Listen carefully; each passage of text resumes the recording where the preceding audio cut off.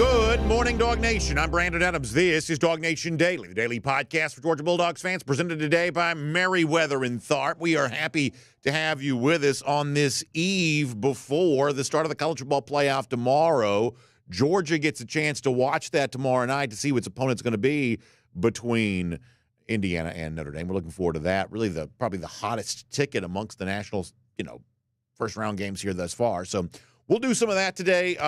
Interesting stuff for Georgia, I would say, on if you're looking for Georgia to really get hot at the right time and really make a big push towards a national championship, which of course we are and of course we believe is a strong possibility. We may have identified kind of the one thing that probably made the biggest difference against Texas, and certainly you hope that replicates itself here against whatever you play in the Sugar Bowl and whatever happens after that. We'll talk about that here coming up today. Also, Georgia rival in shambles today, or at least something close to that. We're going to have a little bit of fun with some of this, although I guess none of us can be laughing too much because maybe it's coming to your doorstep after that. But nonetheless, we will do some of this here coming up in just a bit. Let's find out what's on your mind for right now, though. Your comments will kind of rule the moment here, and then we'll get into everything else after that. All right, starting here on DawgNation.com. A lot of folks in here already having a good time. Laura Raines checking in from lovely Las Vegas. She says it's the most wonderful time of the year. Laura, it certainly is. I'd love to see Vegas dressed up for Christmas. I think that'd be kind of a cool thing to say. I've never been to Vegas during Christmas. I would like to see that. I'm sure that's probably pretty interesting. Let's see what else. Nola Dog checking in from the North Shore of New Orleans. He says, ready for y'all to come down to my neck of the woods. See you soon.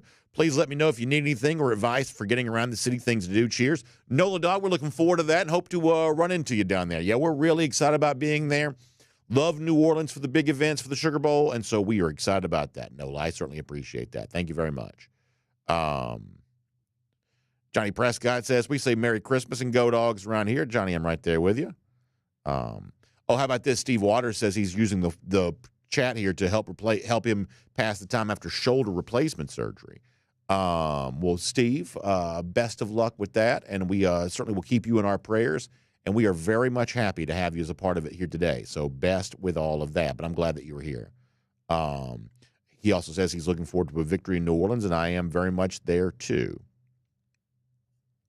Boy, a lot of comments in here today. Randy Hall also mentioning Tyler Atkinson last night. What a star-turn performance from him for a young man that's already a pretty big star in his own right as Grayson wins the state championship. And it's really amazing. If you want to go back 2 years ago, I was thinking about this last night.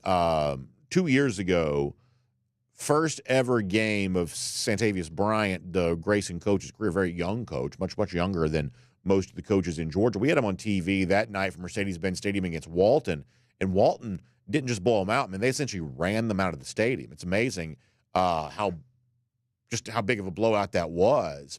And you sort of thought, well, maybe sometimes you can't help but think this kind of stuff. Well, maybe the Grayson program is about to fall on hard times. Adam Carter leaves Grayson to go to Lowndes, and sometimes there's a little bit of a tough transition there. You sort of wondered, well, gosh, is this going to be a little bit of a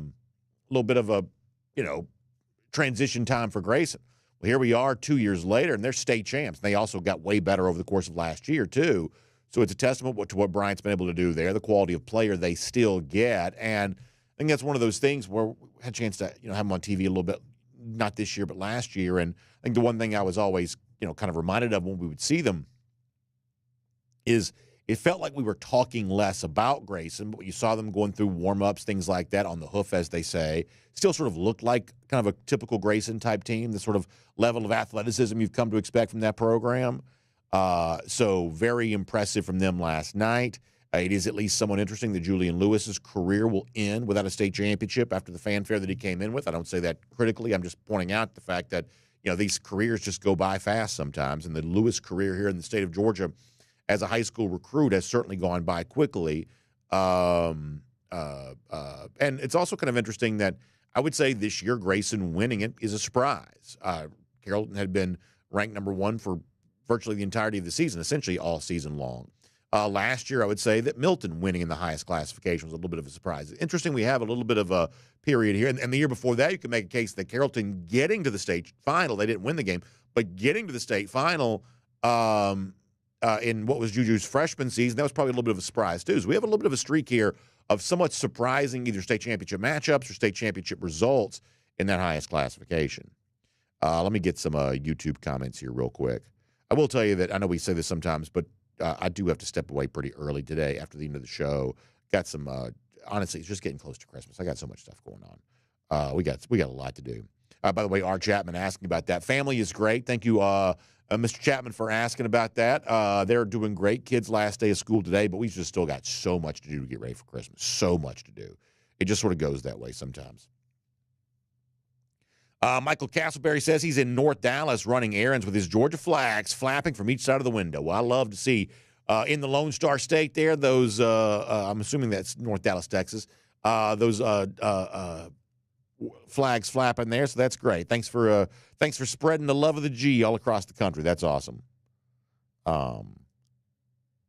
John Green says, what about all the ticket prices for Georgia fans to get tickets? He says $565 the national championship if you get it from Georgia. Yeah, this is one of those things that's been going on for a while. Like the face value in some of these like big championship games, things like that, the face value itself is really, really high.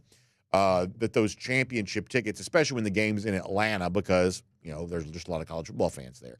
We're seeing a fairly soft ticket market in other places, but when you think about Georgia and legacy members of the SEC, for the most part, you're still going to be talking about major ticket demand. National championship obviously going to be no different. Alex Lundeen says he published a funny golden shoe on X. Alex, we'll take a look at that. I'm glad that you sent that in. I will take a look at that. We'll make sure that we give you some love for that, Alex. I appreciate you sharing that. Jack Fullerton says that Indiana lost to Ohio State late in the season. Notre Dame lost to Northern Illinois week 2. It could be said that Indiana didn't play anyone. Notre Dame, did beat Georgia Tech midseason. Yeah, I think because of the nature of those schedules, we're going to be doing a lot of investigation about what Notre Dame is really, what Indiana is really. Like the one thing that I keep coming back to on Indiana is, okay, they lost fairly convincingly to Ohio State. The other close game they played was against a Michigan team that now they'd also beat Ohio State, so maybe there's something to be said for that, and they're the reigning national champs, of course, but most of us would say far different version of Michigan than it was a year ago. And that's a game where Indiana had some struggles. So Notre Dame is way better than Michigan, I believe, way better than Michigan. And obviously Michigan, I think, is probably better than most of the teams that Indiana's been playing. So, like, the first thing we're going to notice on Friday night is as Indiana plays in sort of a step up in competition, more so than they've played all year long, do they belong in the same field as Notre Dame? That's the first thing to notice. And you can say, well, Notre Dame hasn't played much of anybody either. But the truth is, week 1, they went into College Station. They beat Texas A&M by double-digit points. So, it's not true they don't have any wins of significance. They just don't have very many. But obviously, we'll do more of that here coming up in a moment. For now, it's 10 a.m. Let's bring on the rest of our audience. Actually, they're already here. I always say that. That's antiquated commentary. Let's fire up the animation. We'll tell you what's on the show, and we'll get ready to get it started.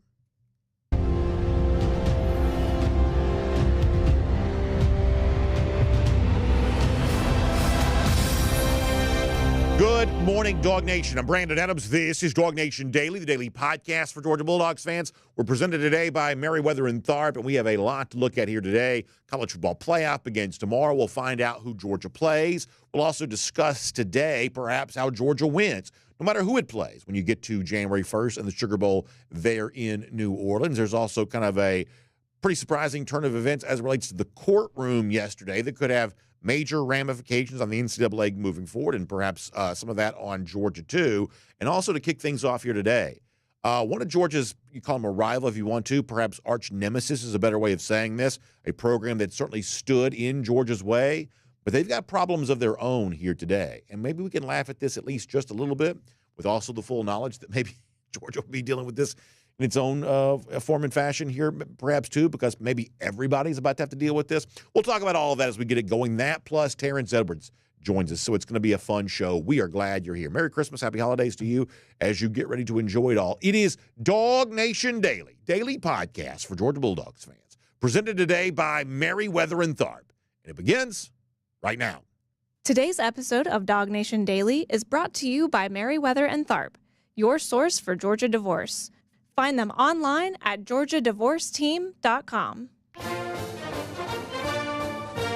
Presented by DawgNation.com, this is DawgNation Daily, the daily podcast for Georgia Bulldogs fans. Here's your host, Brandon Adams. All right, for a few minutes here, we are going to laugh a little bit at a team that most of us don't like very much. And we're only going to laugh a little bit because I think deep down we know that no one's immune from these sort of problems. No one's prevented from having to face these issues themselves. But the sort of melodramatic way in which Alabama seems to be approaching this is to a degree kind of funny. You may be aware of this, that Alabama is apparently having some NIL issues, or at least it perceives itself to. They've lost some players out of the transfer portal. Jaheim Oatis is going to Colorado. Caleb Odom's going to Ole Miss. Justice Haynes is going somewhere. They've also held on to a couple of guys. The defensive back is deciding to stay. He may play wide receiver. Ryan Williams looks like he's going to stay. Maybe they had to pony up to keep him. But there's been a lot of transfer drama around Alabama and all kinds of social media chatter about this, message board rumors, and to a certain degree, we would sort of think that there is at least some truth to this, because yesterday, Alabama athletic director Greg Byrne took to X to essentially write what was basically the Odyssey by Homer or some deal like that. I mean, I want to show you this on the screen here for a moment. Look how many words. Look how many words, if you're watching a video, Greg Burns put on X. Now, I will say this. Byrne also is the same guy. If you go back to the college football playoff, remember, he got community noted. Do y'all know what that is on X? When you put something out there that can be proven to be false, and so therefore community notes sometimes adds context and sort of helps clarify certain things. So Byrne is probably not the best overall user of social media and the X platform in particular, because after he complained about not making the college football playoff, he got community noted, which is never a great look for an athletic director. In this particular case, he's writing to his Alabama fans about NIL, and it's 1, 2, 3, 4, 5. It's 6 paragraphs. Look, here's my sort of social media tip for the day. Just because if you have a blue check, now you have unlimited characters on X. Just because you have unlimited characters doesn't mean you should use them all. And this is sort of the classic example of that one meme that everybody always uses about, I ain't reading all that, but I'm happy for you, or sorry that happened. I mean, this is the perfect time to use that meme, because Byrne, in this situation, writing to his sort of main folks here, his Alabama fans, his boosters, things like that, says, over the past few years, there have been drastic changes in college athletics. We've been careful during this transitional period to protect our position at the top of college athletics while being mindful to listen, engage, and learn from our generous supporters, proud alumni, and unrivaled fans to make sure that we protect our great traditions here at Alabama. But there's a time for talk and there's a time for action. And he says now is the time for action. Here's sort of the money paragraph. He says, although we have been competitive from an NIL standpoint, our competition has us in their sights, and they're actively trying to surge ahead with NIL. You've heard examples of other teams using promises of $1 million paydays to lure away our players or convince them not to come to Alabama.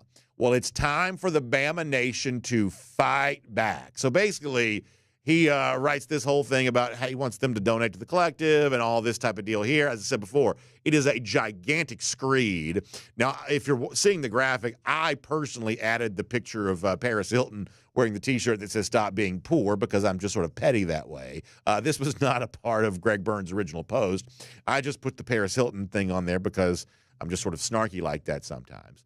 But here you got Byrne basically pouring his soul into a Dear Diary post about how hard it is these days because you've got these $1 million offers coming from these other programs for our players. Now, we don't know exactly what he's talking about necessarily. I mentioned some of the guys they lost. We do know that Lane Kiffin has been very active on X as of late when it comes to taking Odom away from Alabama, and he's retweeting all the stuff that Alabama once said about Caleb Odom and, all that type of deal there. So we at least have an idea of who some of the suspects are on this, but we don't know for sure exactly what this means. But if Byrne is writing that much, like I didn't read half of it, like 6 total paragraphs of, hey, we really need you to dig deep and give your money. We got all kinds of people coming after us with all these kind of big offers. If he's in his feelings that much that he's writing such a volume of words, then we're led to believe that things might be, somewhat problematic here for Alabama right now. And to give us some additional context for this, do you know who Clay Travis is? Travis, not everybody's cup of tea. Totally acknowledge that. A little bit of a polarizing figure, perhaps. But he's also a guy that kind of got his media start sort of in the world of the SEC, so he kind of knows the landscape around here a little bit. And he put out an interesting post on X in response to what Byrne said, that perhaps, if this is true, sheds more light on exactly what Greg Byrne was writing his message for, the reason behind that. In other words, let me show you Clay Travis here, who summed it up as Alabama begging its fans for money to pay players. So what you just saw from Greg Byrne, 6 paragraphs worth, Travis describes that as begging Bama fans for money. Now, what he says here, and this is the part I certainly can't confirm this, Clay Travis states it as a fact. We'll, I guess, one day find out more details about this. He says the Tide is in trouble because they don't have that many super rich boosters compared to other top SEC programs. Clay Travis says this is why Saban retired. He saw this coming, but the current system is also untenable for college athletics. So what Clay Travis says is, take it with a grain of salt perhaps if you'd like, or take it as the truth if you'd like, your choice. What Clay Travis says is that Bama doesn't have rich boosters like other programs do, and so therefore they're having to now beg for money, and they realize what a problematic future this is going to mean for them if they can't match the NIL offers being put forth in other places. We don't 100% know if that's true or not. In the case of Greg Byrne, this could be the sort of desperate plea because they're having a hard time holding their roster together. It can also be one of those things of, sometimes you sort of use panic peddling as a way of sort of passing the offering plate and getting some more money into the program that you otherwise might have. I mean, this could all be a part of some sort of grand plan, grand strategy, but it certainly, if I had to be honest here, does not look like it's coming from a position of strength from Greg Byrne on all of that. It certainly looks like it's at least from a somewhat desperate place of, as you see all kinds of transfer rumors, some transfers Bama has kept, some transfers Bama has lost. They clearly right now are fighting a battle on a lot more fronts, seemingly than other programs are. Part of that's because they've had a deep roster. Part of that's because they're not in the college football playoff. And part of that may be because they've had a little bit of a hard time raising the sort of NIL dollars, especially in a post-Saban universe, that they were maybe able to bring in before that. Or maybe they had situations in kind of the time of Nick Saban where, hey, the chance to sort of be coached by the GOAT and be a part of a program that's competing for national championships, well, maybe you take a little bit of a discount to come do that. But what we do know for a fact is, to use bad grammar intentionally, ain't nobody taking a discount to come play for Kalen DeBoer. Not because he's not a good coach. He may be a good coach, but Bama lost 3 times this year. They're 9-3. They're outside of the college football playoff here right now. For the moment, at least, they're just another program trying to figure it all out and trying to compete in a suddenly much more crowded landscape around college football. So the simple point on all this is, seems like Alabama's having a little bit of trouble. How much trouble are they having? Are they in shambles here, or is this just sort of a small issue? We don't quite know the full extent of that, but clearly the most dramatic program in the sport during the sort of early days of this open portal window would appear to be Alabama. Now, we can laugh at that a little bit, but I think it's also worth pointing out. Okay, what makes Georgia different? Georgia does not seem to be at the moment quite as dramatic on some of this. We actually started the show on this, was it Monday or one of the days this week, by saying that, hey, we're not right now hearing about major transfers coming to Georgia as of yet. We believe some of that will happen eventually, but we're also not hearing a bunch of stories about guys necessarily leaving Georgia either. And so if it's going to be just relatively quiet on both those fronts right now, as Georgia gets ready for the college football playoff, I'll take that trade any day of the week. The sort of drama-free month that Georgia seems to be, for the most part, enjoying in comparison to the, sort of panic, sky is falling, just sheer, whatever craziness seems to be going on in Tuscaloosa. We'll sort of take that trade. I think most Georgia fans are pretty happy with that. And so why is it that Georgia's able to avoid this? What is Georgia doing? Well, I don't know that anyone is completely avoiding it. Everyone's probably dealing with their own version of this. I'm sure that Kirby Smart's got a few more gray hairs on his head because of some of that. But there is a strategy that Georgia seems to be employing that, for the most part, seems to be paying off with some pretty positive results for UGA. That Georgia seems to still be, even in this age of portal and NIL and things like that, seems to still be pretty judicious about the kinds of players that it goes after. And I think there is a line of thought in Athens that if you make good decisions about who you pursue in the front end, you won't have quite so many sleepless nights on the back end with who's going and who's staying and stuff of that nature. Let me give you kind of an example that perhaps proves this. The Thursday before the SEC championship, this is obviously beginning of the month, was the final press conference before the actual game against Texas. And obviously you had the topics around the game, but you also had that morning, Thursday, the day before was the start of the early signing period. That's essentially National Signing Day now. And so one of the questions that Kirby was asked was about, how he kind of managed the preparation for the game and the National Signing Day stuff. And the answer that Kirby gave, even though in this particular case it was mostly about the sort of recruits they were coming after in high school, I think also gives us some insight as to, at least for now, we're not hearing Georgia sort of having to panic about keeping its own players quite as much, and they're also not out there, maybe in some cases throwing the largest dollar figures around for players they want to bring in. Georgia still, for the most part, seems to be somewhat content to just do its business and handle its business in a slightly different way. This is how Kirby Smart explained the Georgia approach on all this a little earlier this month. We try to recruit kids that, that when they say they're coming, they're coming. And we've had a large sum of commitments for quite a while, and it doesn't keep teams from reaching out to them and throwing things at them late. And it's never different than it was.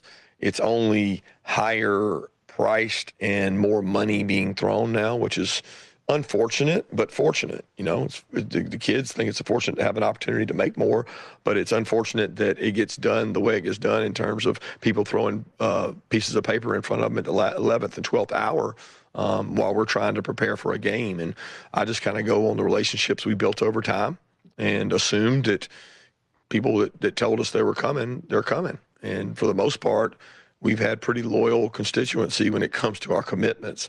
So my day yesterday was as close to a normal Wednesday as it could be. Doesn't that, to a degree, it obviously stands out so much from the rest of the conversation around the sport. Doesn't that just sort of seems like that statement of, hey, listen, we just lean on our relationships. And if a guy told us he's coming, we just assume that he's coming. And yeah, you've got paper thrown at these kids at the 11th hour, and you've got all kinds of crazy stuff happening where they're trying to come after our guys. But honestly, we had a pretty normal Wednesday because we just trust the players that we're going after are probably coming. Now, listen, we know that the 2 days later, Georgia would have some signing day drama. So I'm not saying that Georgia's completely immune to this. But what I am saying is, even though Smart's statement there sort of feels like it came from like 2016 as opposed to 2024, there is still plenty of evidence to suggest that idea, that mindset of, hey, we're careful about who we get involved with.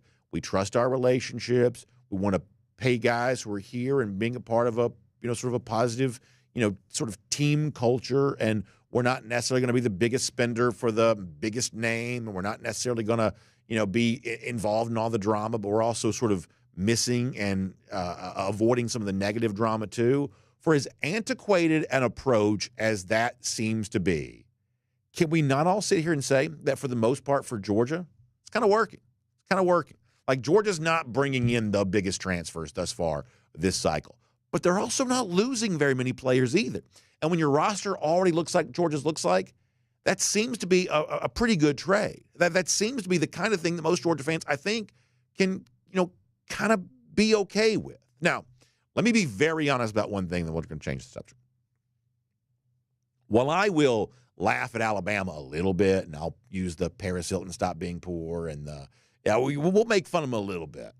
The truth is I'm too nervous to make fun of them as much as I'd like to, and it's the same deal with Pribula, the Penn State quarterback. Like, I'd love to say, Penn State's been waiting to get in the playoff, and all of a sudden now, they're losing players right before the games begin, all that kind of stuff.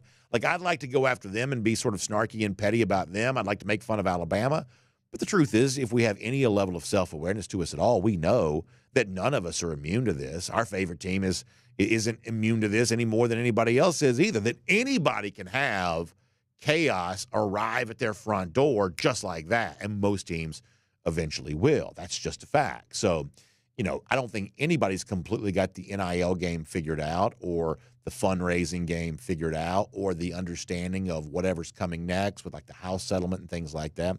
I don't think anybody's got that completely figured out yet. And everybody, I think, is bracing for the impact that change is going to present to the sport.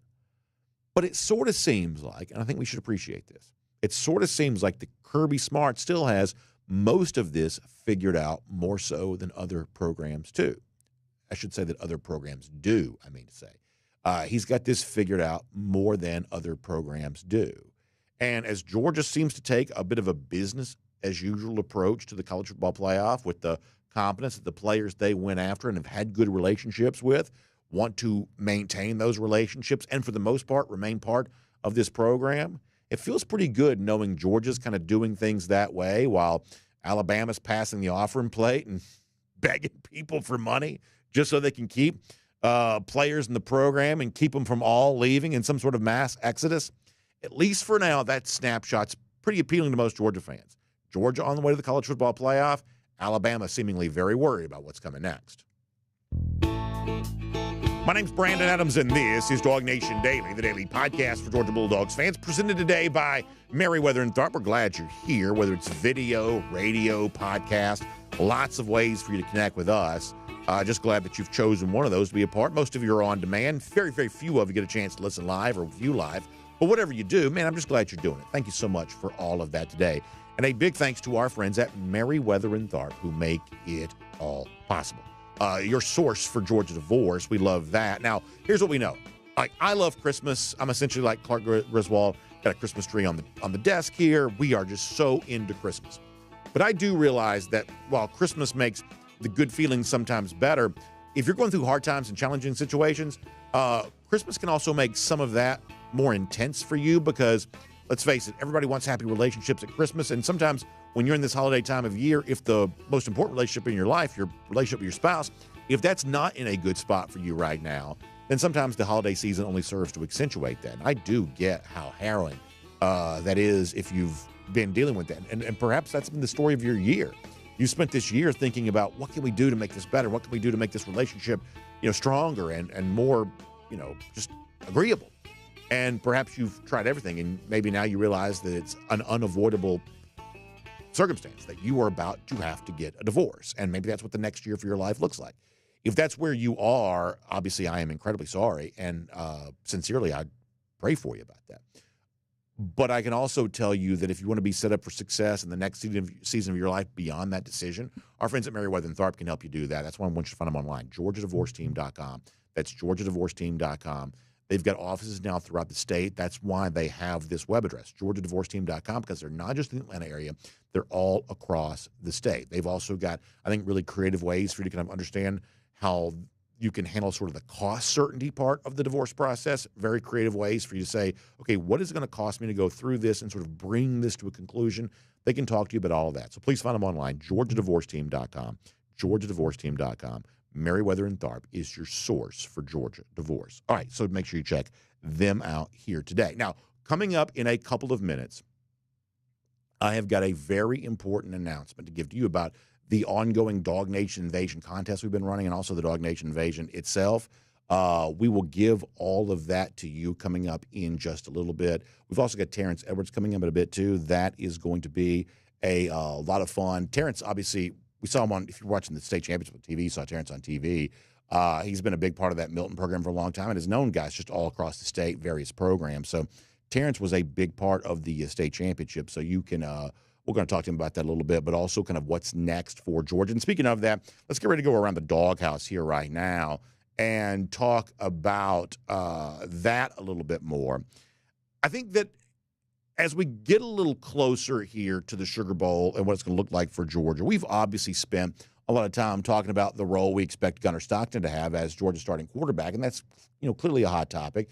Anytime you make a transition at quarterback prior to a game like this, and a player like Stockton, beloved by his teammates, respected by the fans, but also getting ready to make his first start, there's going to be a huge spotlight on him.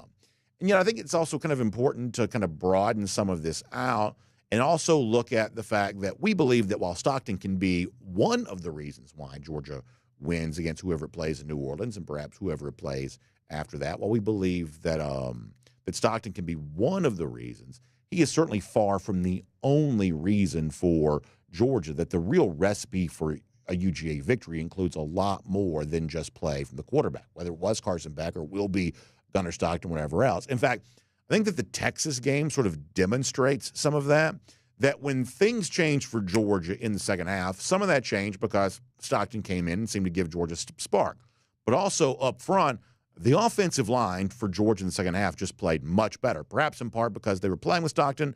Maybe that's true, but nonetheless, it was a much more assertive performance from the Georgia offensive line, and the rushing stats really improved for UGA, and Georgia kind of became the balanced offense there in the second half that I think that Georgia sort of always sought to be. And so when you think about that, the fact that Georgia was able to kind of assert a little bit of physical dominance against Texas, like that's the really sort of the story behind the story for why it is that Georgia won that game. And I want to go back to the post-game press conference from Kirby Smart after the game. And Smart talked about that. This is obviously an SEC championship, and in Kirby's mind, that championship game reflects what makes this league, the SEC, so different from the rest. I think this is really good stuff from Kirby Smart. Take a listen to this. It's a line of scrimmage game. Sark knows that. That's why he recruits the way he does, and he gets big people. We get big people, and that's the difference in our conference and the other conferences. I mean, everybody can find skill players. Everybody can find quarterbacks, receivers, DBs, but the mass in the defensive offensive line is the difference in it. And tonight, ours helped us in the rushing game. It's probably the only stat we outperformed them in was rushing. So there's two things going on there. Thing number one is this. I do believe that Kirby's right about that. When you think about the three SEC teams that are in the playoff, now Texas is a newcomer to the SEC, but they, I would say, over the course of recent years have been built to be more like the SEC, good on the offensive line, good on the defensive line. Watching how those teams perform, I do think is pretty instructive. Now, I think it's also kind of coincidental perhaps, but Texas and Tennessee, the other two SEC teams other than Georgia in the playoff, are also facing non-SEC teams that are at least a little bit similar in terms of how they've built their lines of scrimmage. Now, Ohio State's offensive line has struggled, but their defensive lines have been really good. And so, Tennessee, which has really been good on both of its lines this year, is going to be facing a team kind of like that. Can Tennessee assert itself up front the way that SEC teams typically do? Texas against Clemson, same type of deal here where the Clemson defensive front, really pretty good. Even Georgia fans along the way to getting a victory against Clemson to begin the season would say the Clemson defensive line that's a formidable challenger. And so you've got Texas facing it in the first round. I think it's kind of an interesting look here in that the SEC teams that made the playoff happen to be playing some of the teams that have sort of the better lines of scrimmage of the non-SEC teams in the playoff. That's probably worth paying attention to. But the other deal here, though, is that for Georgia in particular, the way in which the second half shaped up for Georgia, the way in which that unfolded, I just think really speaks to what Georgia can also take with it as a recipe for the college football playoff. Let me give a couple of numbers here. So in the first half of the game against Texas a couple of Saturdays ago, Georgia only had 13 rushing yards in the first half. However, in the second half, they put together 143 rushing yards. Dramatic change in performance from second half compared to first half. And for the game, Trevor Etienne averaged 5.9 yards per carry. Nate Frazier ended up averaging 7.8 yards per carry. And, of course, Etienne also scored 2 touchdowns on the ground, too. So if we're assuming this here for a moment, that Etienne is now back healthy and he can do that for the rest of the playoff, and Nate Frazier is going to continue his emergence, all of a sudden now you've got the kind of running game to pair with Gunnar Stockton that now I think that you really do have a lot more chance at offensive success. We've always believed in Gunnar. We just don't think that Gunnar Stockton's going to be the sort of sole reason, putting a team on his back and leading Georgia on his own. That's just not what Georgia's built to be. Georgia's built to be a complementary football team. That means, various parts of the offense working together. And for a quarterback making his first start, to have the running game that's perhaps emerging the way that the second half of the Texas game suggested it might be, that could be just in time for these college football playoffs. And by the way, it's not just me saying this, and it's not just a small glimpse at a game against Texas that suggests this. I couldn't help but notice the other day when ESPN was writing its sort of look ahead to next year's Heisman Trophy that a Georgia running back is being mentioned in that conversation right now. It's Nate Frazier. Mark Schlabach is the one who writes this, who says when you look at the way too early 2025 Heisman Trophy contenders, Frazier's name gets mentioned, saying that if junior tailback Trevor Etienne declares the NFL draft, Frazier should enter the 2025 season the Bulldogs' primary back. He showed plenty of promise as a freshman. We would say that he's still showing it. You get some of the stats there. He's also caught the ball a little bit too. Had some fumbles earlier in this season, but I think that Georgia still wants to trust him and have him out there because of how dynamic he can be with the ball in his hand here. So you've got Etienne, who's back healthy, who seems to be playing with a mission. Kirby Smart said that himself. Etienne has said this, that he came to Georgia because he wants to be a part of the kinds of games he didn't get to play while he was at Florida. That seems to be working very well. Frazier now kind of emerging on the national scene as Georgia gets ready to make the college football playoff, and the Georgia offensive line is perhaps also playing its best football here too. So if you are looking for all the positive reasons why Georgia might be able to really make a run of this thing, paying attention to what they're doing with the ground game right now might really be that, and it probably needs to be. We know some of the offensive issues that Georgia's had, so being strong in other places simply mitigates against some of that. So you love what you're getting from Trevor Etienne right now. You think the promise certainly exists for Nate Frazier to give you even more. Offensive line really, really stepped up in the second half, and Gunnar Stockton seems to fit in well with all of that. That could be a nice picture offensively for Georgia here in the college football playoff, and that is around the doghouse here today. Now, before I bring on Terrence Edwards, fun conversation coming up with him, let me also remind you that our DawgNation invasion to New Orleans is on the way. Now, as you're listening to all of this, you need to get ready to make your plans to be a part of this. Of course, it's all brought to you by our friends at Academy Sports and Outdoors, Dr. Pepper, Kroger, R.S. Andrews, and our folks from Atlanta Sports Strips here too. And what we've got going on for you is you get an opportunity to have either a 2-night or a 3-night stay. There's a wonderful hotel right there at the Sheraton French Quarter. This is like right in the heart of the city near Bourbon Street and all the fun things that are going on there. So you've got a great opportunity for that. And as an exclusive part of our DawgNation Invasion event, you get the New Year's Eve party the night before the game. All kinds of Georgia fans hanging out and DawgNation folks there too. That's going to be a great time. And then the day of the game, as we've done now several times this year, it's a special DawgNation Invasion tailgate. We want you to be a part of that too. It's all going to be so much fun. If you go to DawgNation.com/tailgate, you can make your official travel plans to be a part of the DawgNation Invasion for the Sugar Bowl to New Orleans. That's going to be a great time. And also, please don't forget this. We've got an ongoing contest with our friends from Atlanta Sports Trips to be a part of these DawgNation Invasion events. But today is the last day to register for your chance to win. So if you go to atlsportstrips.com or DawgNation.com/tailgate, you can also register there on that to be a part of that. By the way, I think the DawgNation Invasion t-shirt looks awesome. That's going to be a lot of fun. Just a great way to celebrate all of this. So DawgNation.com/tailgate. Book your travel, register for your chance to win. atlsportstrips.com, kind of the same link, takes you to the same place. Get it done. We'll see you in New Orleans. It's going to be a great time. All right, so before we're done here today, a fairly popular fan favorite in the league this year got some really good news yesterday, and this could have ramifications for Georgia and everybody else. We'll cover that before we're done, but for now, everything going on around UGA. Let's talk to Terrence Edwards here on DawgNation Daily, presented by Merriweather and Tharp. From Athens and across the SEC or wherever the recruiting trail may lead, here's a DawgNation.com insider. Terrence Edwards is all over my TV this week. We'll talk to him about the state championships concluding and some of the Georgia guys who showed out there. We'll do that here in a moment. But, Terrence, let me bring you on the discussion I was just having prior to that. When you look at, how Trevor Etienne plays in the second half against Texas and how, Nate Frazier seems to be really kind of coming on, and obviously he's still working on ball security and things like that, but we know what kind of spark he can provide Georgia with the ball in his hand. Like, how much do you think that Georgia really can, with what we believe is going to be a quarterback making his first ever start with Gunnar Stockton, how much can they lean on the running game going into that Sugar Bowl and maybe college ball playoff games coming after that? Can this be a team that perhaps finds more of a spark with the running game in the playoff than maybe at times they've had during the regular season this year? I think we're going to have to. I think we're going to have to be able to establish a running game, a successful running game to kind of take a lot of the pressure off Gunner, and we don't have to feel like Gunner has to make every play.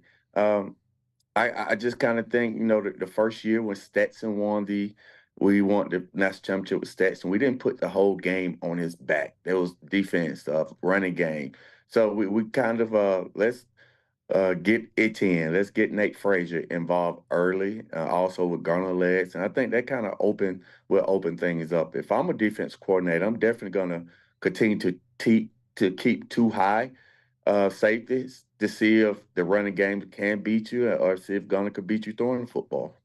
No, I think it's exactly right. And listen, I really like a lot of what Gunner Stockton brings to the table, but I agree with so much of what you're saying right there, which is, let's look at what's worked for Georgia in the past. This has never really been as quarterback-driven of a team as other programs have been. We sort of thought, at least I did at the beginning of this season, that this year might be that way because of what we expected from Carson Beck. But to be honest with you, that hasn't really worked out so well for Georgia. I'm not trying to be critical of Beck. I'm just trying to say, the idea of quarterback as the face of the organization, that's just never really been what Georgia football has been. The best of Georgia was defense and an offense that included running game and offensive line and quarterback doing some things, but also other guys doing some things too. That if Georgia can sort of make that ensemble cast sort of be what it is going into this playoff, that sort of feels like, for me, Terrence, the sort of stuff that's really worked well for Georgia in the past.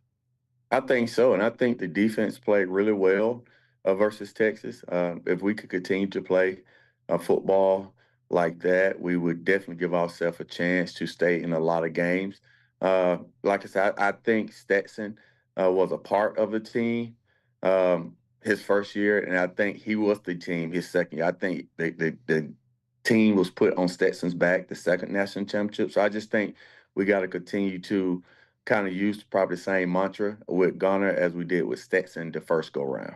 So we saw a lot of you on TV this week. Obviously, you're now head coach of Mount Vernon, but prior to that, your previous stop had been as an assistant coach with the Milton program that I think, upon its state championship win this week, probably makes a case for itself as like a legitimate national championship type contender. There's not really an official national championship in high school football, but certainly if there is a best team in the country, I would say that Milton is in that category right now. And, Terrence, this is cool for a lot of our audience because a lot of what propelled Georgia in that regard are Georgia signees. C.J. Wiley, a guy that you know very well, Ethan Barbour, who, Dog fans have come to love here. What was it like for you to kind of be at Mercedes-Benz Stadium this week, and how impressed were you with your former team and some of the guys that you've worked closely with, the success that they were able to have? It was quite a performance throughout the season for Milton. Not the highest classification, but I would say the best team in the state and arguably maybe the best team in the country too. I think so. So I'm just go ahead and say this, and I've been saying it since last year. Luke Nichols is the best quarterback in the state of Georgia. What he's done for that program as a 3-year starter, for us making it to the semifinals as a sophomore, winning it as a junior, and just being dominant as a senior. Going 21 for 22 for over 400 yards, 4 touchdowns, add another 50 rushing. He is, to me, by far the best quarterback in the state of Georgia. And, having to be able to watch CJ and Ethan, Ethan also, along with CJ, started working with me as middle schoolers. I tweeted about Ethan recently. I just saw this big kid with glasses coming into the bubble, working out, and didn't know who he is and who he was. And now he's him. I tweeted, I think Ethan is going to go down as one of the best tight ends in Georgia. He has that type of skill set, and we all know what CJ brings to the table. So I was excited to watch those guys finish their high school career off as state champions and back-to-back state champions as that. Yeah, I think that Barbour, and we say this a lot, of course, every Georgia recruit gets a lot of attention, but I think that Ethan Barbour really is probably underrated. I think he's probably been for his entire career. At a place like Milton, there's so many offensive weapons. For the most part, most guys are going to thrive in that offense. But Barbour had been a really productive player before coming to Milton when he was at Alpharetta. It's a little bit different level of talent overall there. He'd been amazing, really. And I don't know what that translates to at Georgia. Obviously, it's very deep in the tight end room. I do believe he'll play tight end at Georgia, despite the fact that he played almost exclusively wide receiver for Milton here this year. But in terms of being a pass catcher and an athlete that you can get involved, He rushed for a touchdown in the state championship the other day, as our video audience is seeing there. I think that Barbour has a chance to be a real playmaker in the mold of what these other tight ends that Georgia has signed in recent years have been. Yes, he's going to play tight end. Milton did a really good job of just using his skill set. We did not have to, and I say we like I'm still there, but I am still close to them. They didn't have to change personnel. They just could slide him down to the tight end position. So that was a unique way that Stevie Jackson and everyone over there used him. He's a unique route runner. He runs with power. In high school football, it's just hard to tackle a man of his size and his speed and his ability with high school corners. So he is a tight end that brings attitude. He's going to be a guy he's going to be able to block from day one because he comes with an attitude that he's going to block. Then his pass setting skills is just off the chain. So I'm looking forward to watching him play, him develop along with CJ. And those guys have been playing high school. I mean, they played middle school youth football league together. It was very special to see those two ride off of high school football with a state championship. And I think they'll be at Georgia very soon, and they're going to be roommates there. So cool. They're legendary. Will continue together. Yeah, so I don't pretend to be a scout. My opinion on stuff like this doesn't really matter all that much. But from my perspective, you mentioned C.J. Wiley, another guy that you worked with. And from my perspective, I thought that Wiley was really playing some of the best football of his career, kind of at the end of his high school career. We had him on TV a couple of weeks ago, hit 3 touchdowns, using his body really well, going up, kind of high point in the football, using that 6'4" frame. That's kind of what he did on the touchdown that he, scored the other night, too, that we saw in video a moment ago. I thought that Wiley really looked like a 6'4" receiver in some of these final games of his high school career. You talk about what translates to the college level, that size, that ability to kind of, work your body to get open and find the angle for the football. I thought some of the best stuff I ever saw from C.J. Wiley, I've really seen from him in the last couple of weeks, Terrence. Yeah, so, CJ, if you know CJ, he is a very quiet young man. He doesn't like the attention. And the recruiting process probably got to him a little bit just from the stress. And he wasn't playing his best ball early on. He really got back into the lab. We really got back into on the weekends of just working on his ball skills. The coaches at Milton really did an awesome job with him and refocusing him and resetting him after he committed. Like, that was a burden off his shoulders once he really committed to Georgia. And his play just took off because he didn't have all the coaches calling. He didn't have the burden of the recruiting process anymore. He got it done and got it over with. And after that, go watch him play. That's a CJ that we all fell in love with. Mm-hmm. And he just continuously made plays week in and week out. So I'm very proud of him to really acknowledge that, it was taking a little toll on him. And once he got, finished with the recruiting process, he got back to the basics, got back to work. And the CJ that we fell in love with showed, especially in the playoffs, and that's when it matters. What do you think about Landon Roldan? Different game, obviously, but North Oconee won a state championship here too, and another one of your teammates on the sideline for that with David Pollack, which is kind of nice to see. What do you think about Landon Roldan? I love him. Somebody asked me about him yesterday. I think he brings a skill set that we need. He seems like a tough Kirby type wide receiver. I think we will try to lump him in the same category as Ladd for all the obvious reasons, but they are very two different receivers. But I really like Landon's skill set. He's fast. He's very fast, straight line, and he catches the football at a high rate. I love the kid. I love this pickup, and I think he's going to be a guy that's going to make plays for us sooner than later. So I think this is a very good find from Mike Bobo and all the receiver coaches and Kirby. I think this is a great find back in your backyard. And, of course, we've seen how prodigious the haul is for Georgia in the 2025 class when it comes to wide receivers, but that doesn't seem to be slowing down the transfer portal right now either.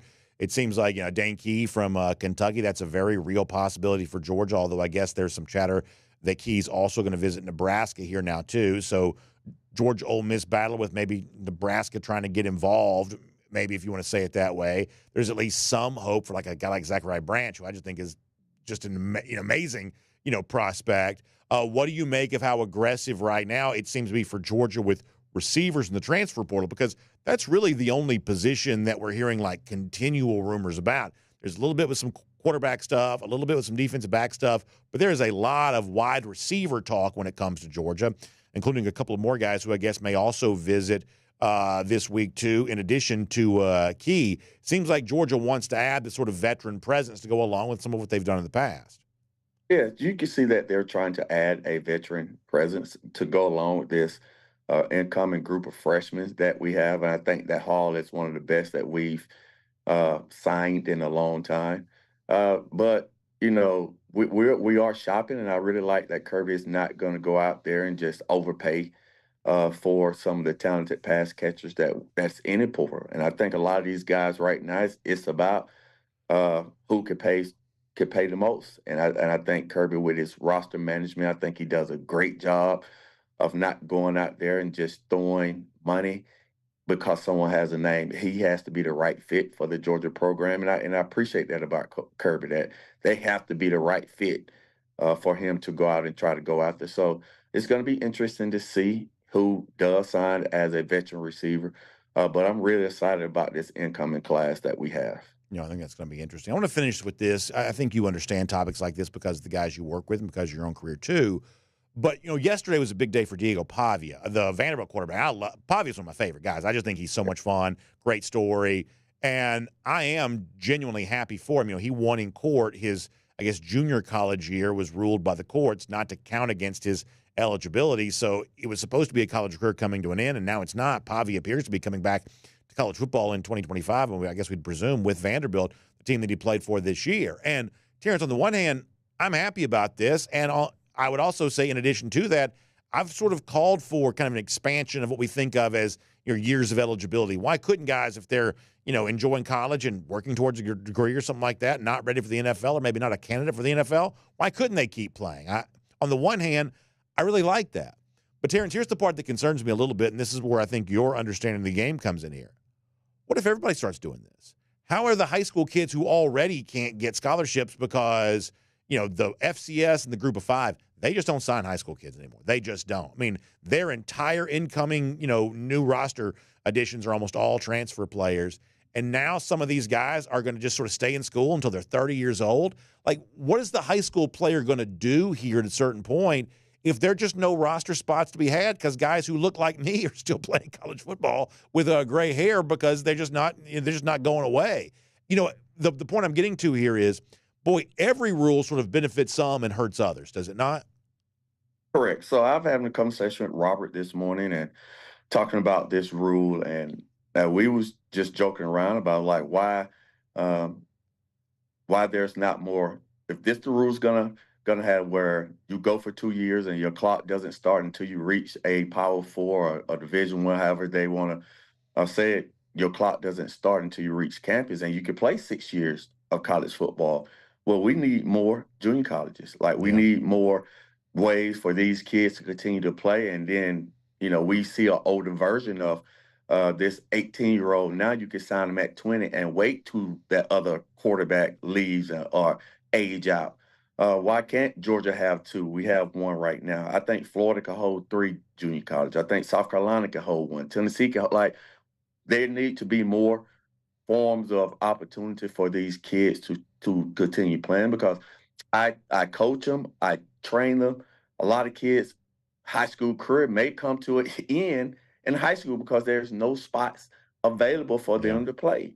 So that's the sad part about it, that these kids have dreams and goals of playing college football, but the trickle-down effect of the limit of roster, now you're going to have to relieve a lot of the walk-ons or the guys who are not playing. Then it's going to trickle down to every level of college football. So, I'm going to go out and play the lottery today and hopefully win the Mega Million. And we can start a couple junior colleges here in Georgia, maybe some in surrounding states, because it's getting hard for a lot of student athletes to continue playing college football because there's no spots available. It's almost like, I don't even know if these things still exist anymore, but when we were younger, the basketball players went to the prep school. Remember the prep schools like Oak Hill and I guess Hargrave Military? You go to the prep school for a year and then you go to college after that. It's almost like, maybe there is a sort of a opportunity for a little bit more of, whether it's the 2-year junior college or just a year's worth of, weight training and, more physical maturity. Maybe there is a market for more places for guys to go so that they can be more attractive to the major college programs once they have a chance to grow a little bit.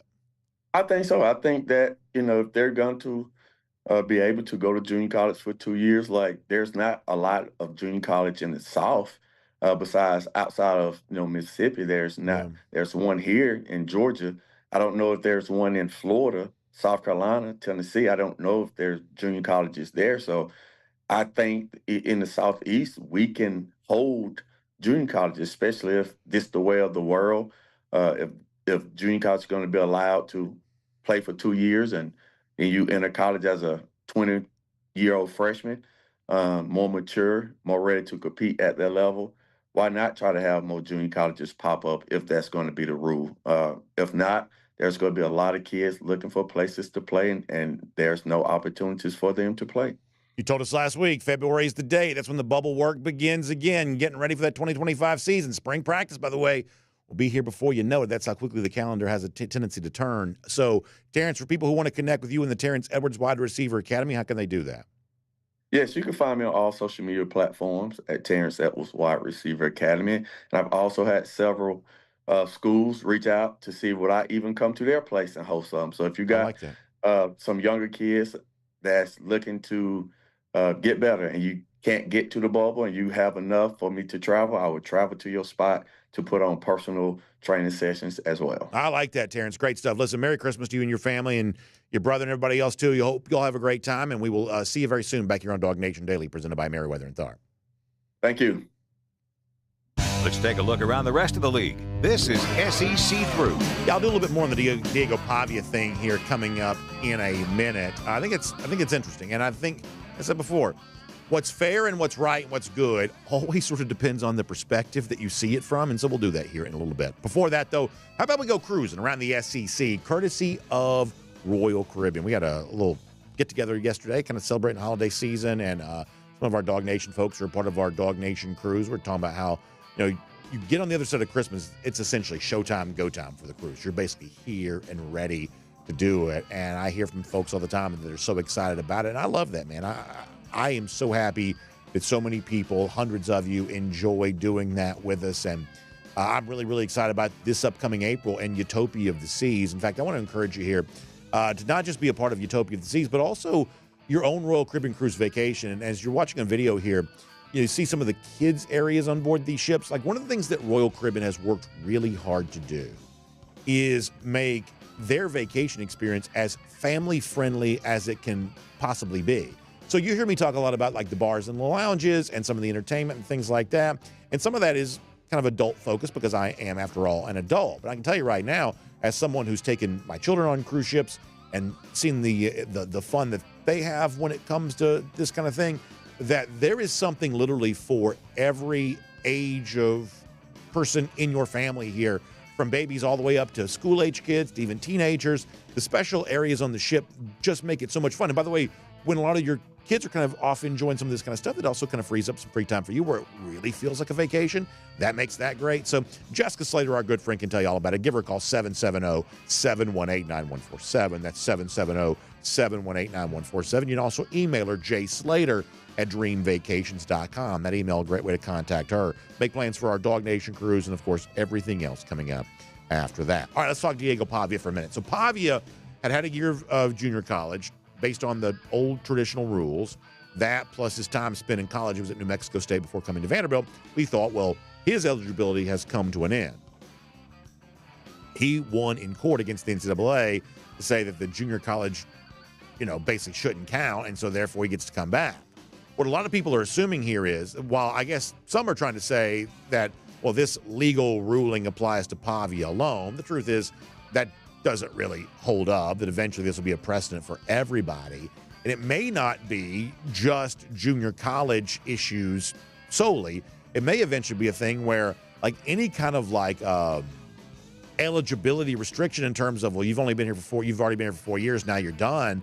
They may have a hard time holding that up in court. Now, I feel really weird about this because I told Terrence, this is sort of one of the things I've argued for, that, listen, if you're in college and you're enjoying it and you're, I guess, working towards a degree or at least taking coursework, you're just not ready for the next phase of your life, why not let guys stay? Seems, in one respect, sort of a nice thing to do. And Pavia is a guy that I think a lot of us watched and really enjoyed, were entertained by. I am glad that he's coming back to college football for next year. But on the other hand, as I said, it is a hard world right now for a high school player. I mean, we saw some of these guys in the state championship this week where, they may be like great running backs, for instance, putting up huge numbers. And y'all, there is nowhere for them to go. And it's not an academic issue. They're fully qualified, everything else. These teams at the group of 5 in the FCS level, they are not signing high school players. They're just not. They are just not. They are bringing everybody in as transfers from other programs. And all of a sudden now you're going to have more of these sort of veteran college players perhaps sticking around for longer. That's going to be really, really tough. What I sort of think of as the average football prospect. A really good high school player who in a previous age would have found his way onto a Division I roster somewhere. It's gotten much harder to do that. So when we think about like some of the court decisions that have all gone against the NCAA as of late, and most of them have seemingly through the eyes of a very narrow view from many in the media, well, this is to benefit players. But my question in response to that is always, which players does it benefit? In other words, if we create this new system and it does away with walk-ons, that benefit those players? Or if we grant additional eligibility to guys already in college, what about the guys who want to come to college? There's now less room for them. That every rule, every decision is going to benefit some and hurt others. And there is no such a thing as making a choice that doesn't hurt somebody. Every decision is going to hurt somebody, and it's just simply a matter of which players are you okay hurting? And that is just the reality of the situation. In this particular case, it seems like guys already there are going to get the benefit. Guys waiting to get there are going to be kind of left with the short shrift. And this is, by the way, why everybody says you just got to get to the collective bargaining table and you got to come to some sort of agreement and kind of move forward. This is why that's really hard in college football, because one of your main constituencies within this collective bargaining is the next generation of college player who aren't there yet, and what the current player who's in the system and the future player waiting to get there, what they would perhaps want, are very different things. College football is just such a different kind of apparatus than almost any other sport. And for people who want to kind of try to make it be like the other sports, I just think they're missing what makes college football different. You got to be really, really careful with that.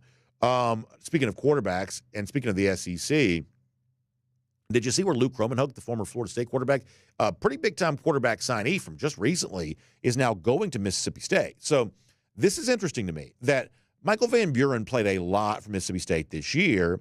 He left to go to LSU, we would presume, as a backup this upcoming season to Garrett Nussmeier, who's staying, and then maybe as the starter after that. But Mississippi State, the worst team in the SEC this year, and really one of the worst teams in the Power Four, they didn't sort of just wilt and die. They bring in a guy like Kromenhoek, who would be one of the bigger names of quarterbacks available in the portal here right now. And, Kirby Smart in the clip we played earlier was talking about what makes the SEC different. This is another example of what makes the SEC different. Even the worst team in the league, and the worst team in the league by a wide margin, is still capable of making a big splash in the portal, bringing in a guy like Kromenhoek. I thought that's a pretty big deal.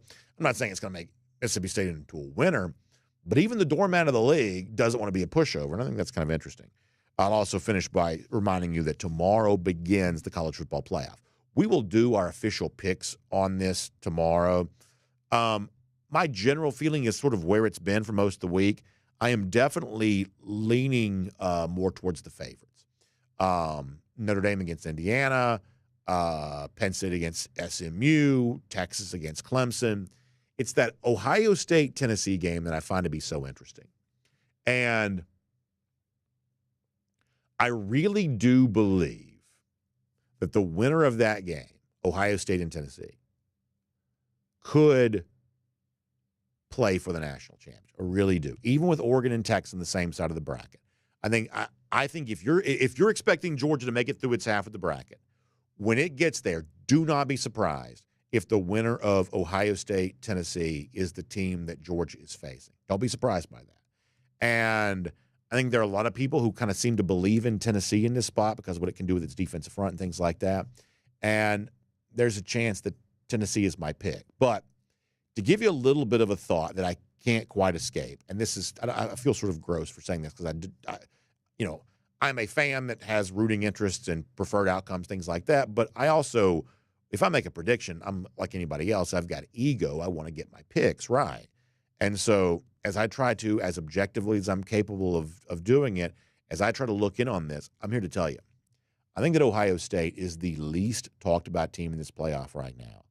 And they obviously had a really bad game against Michigan, but most teams this year have had a really bad game against somebody. And if you haven't had a really bad game yet may be the operative word in that sentence, and your bad game may be coming.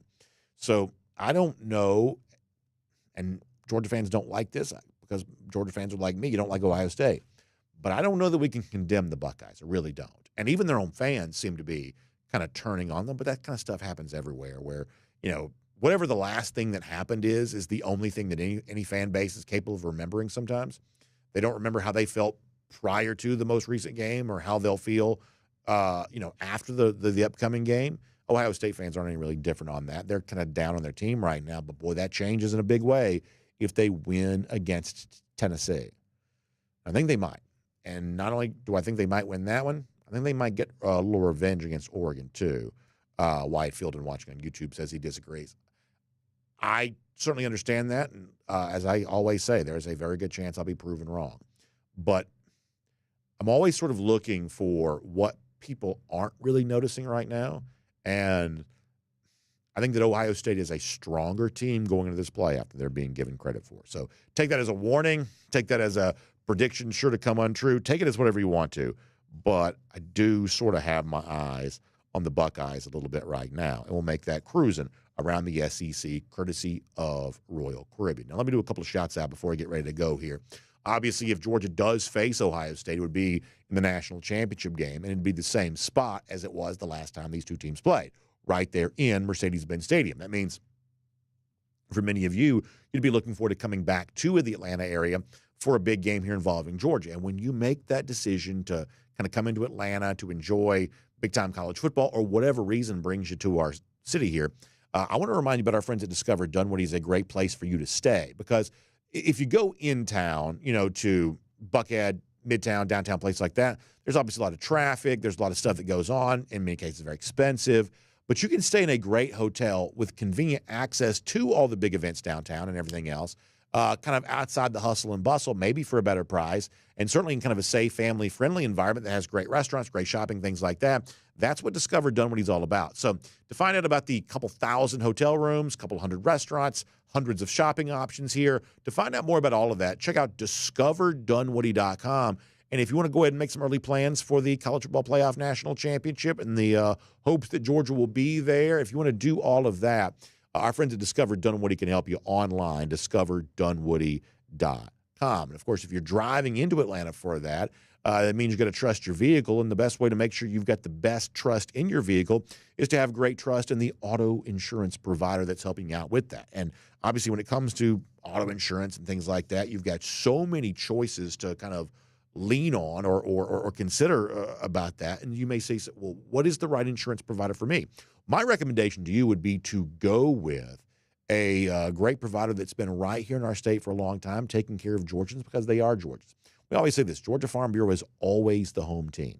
So they want to provide that same level of service to you. Friendly folks, the agents, the claims adjusters, everybody else living and kind of doing life in communities just like yours all across the state of Georgia. So reach out to them today. Give them a call, 877-404-1050. That's 877-404-1050. Or online, gfbinsurance.com. That website one more time, gfbinsurance.com. Georgia Farm Bureau is always the home team.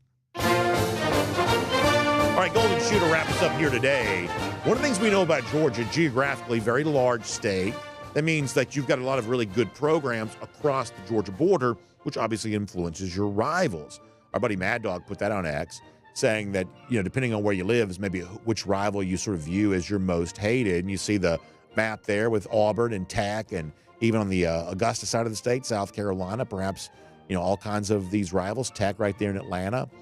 Gene Horan, though, reaches out to a Mad Dog and says, according to the map, I might be more in that South Carolina rivalry territory, but trust me, around here, it's Florida. He says, we are Gator haters, first and foremost. Isn't that right? And he tags me, DawgNation Daily, on that. And I would say to Gene, you better believe that's right, because that's the message we've been preaching for a long time around here. A good Georgia fan is a Gator hater, first and foremost. That's the rivalry we love. Of course, we love this news, too. 1,503 days. That's how long it's been since Florida's beaten Georgia. That is our Gator Hater Updater. Y'all have a great day. We'll see you back here tomorrow. DawgNation Daily, presented by Merriweather and Tharp.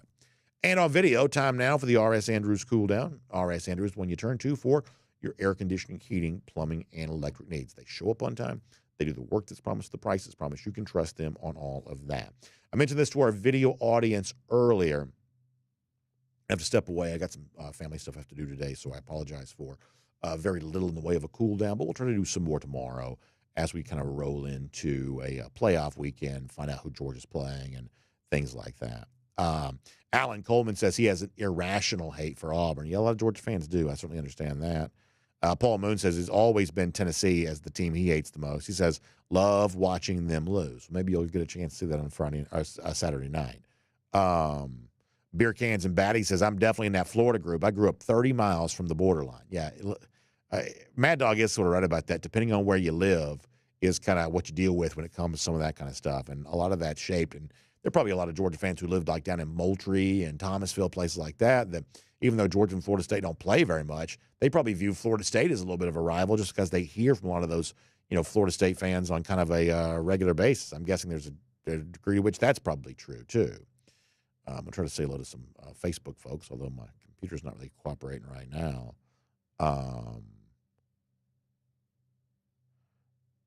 Let's see what else. Scott Harris says it's going to be nice watching the games this weekend without a horse in the race. Yeah, I'm looking forward to that, too. I'm really excited about that, to sort of settle in and watch. We're trying to make plans for all the Christmas stuff we need to do. And, we've never really had like the first round playoff games in our life before. So trying to figure out a way to do that while we're also, watching the games while also sort of getting all the Christmas stuff done. Not an easy thing to do necessarily, but we're looking forward to enjoying all of that. Let's see if the Facebook is working. It is really not right now, is it? I'm having some computer issues here a little bit. Bill Shirley says, to what I mentioned before, he says, I live 30 miles from Tallahassee, and I hate Florida State. So there you go. See an example of that. Let me see if I can pull up Facebook on my phone real quick just so I can make sure I say hello to those folks. Paul Moon, the subject of Arch Manning. I was sort of thinking about this, that, obviously next year you're going to have perhaps two new starting quarterbacks in the SEC that are probably worth comparing a little bit. Manning at Texas and Gunnar Stockton here at Georgia. And, Arch Manning, because of the famous last name and stuff like that, recruiting ranking to a degree too. Manning's going to get a lot more fanfare, but Stockton is perhaps about to get a lot more experience. And you kind of wonder how much that could aid Stockton as he begins his first year as a starting quarterback next year, in the same year that Manning's doing that right now too. And given the fact that, if we're just being honest, like, I don't know that, I just don't think that Quinn Ewers has given Texas a very high level of play, not a national championship level of play. But they still don't seem like they're going to go to Manning during this playoff. Kind of makes you believe they just don't quite maybe think he's there yet. They're concerned about his inexperience. Perhaps some additional context as Stockton gets ready to also go on a playoff journey with very limited experience here too. A couple of Facebooks, then we got to go. Marshall Fleming says he lives in between kind of Tallahassee and Gainesville. He says he hates them both, which it makes a lot of sense. For sure that's the case. Winfred Steinspring giving a shout-out to my pullover. I appreciate that. This came from the UGA bookstore. Always love that. Wayne Folan, good to see you. Wayne, we're always glad you're here. Clayton Davis says he believes that Georgia's new number one rival is perhaps Alabama. The way I say it, I think our headline today reflects that. I sort of view them as the arch nemesis to Georgia, the program that sort of stood in Georgia's way the most, kind of the chief competition, certainly, To me, in college football, rivalry sort of always had a little bit of a different connotation, but I certainly get the point that you're making. All right, we'll come back tomorrow. We'll do more comments. Appreciate you being here as part of our show today. Y'all check out RS Andrews online, rsandrews.com for your air conditioning, heating, plumbing, and electric needs. They show up on time. They do the work that's promised, the price that's promised, including we're going to have cold weather out here, I think, coming up. So we'll go ahead and get that heating system tuned up. Factory fresh specs online, rsandrews.com. Y'all have a great day. Back tomorrow for DawgNation Daily, presented by Merriweather and Tharp. We'll look forward to talking to you then.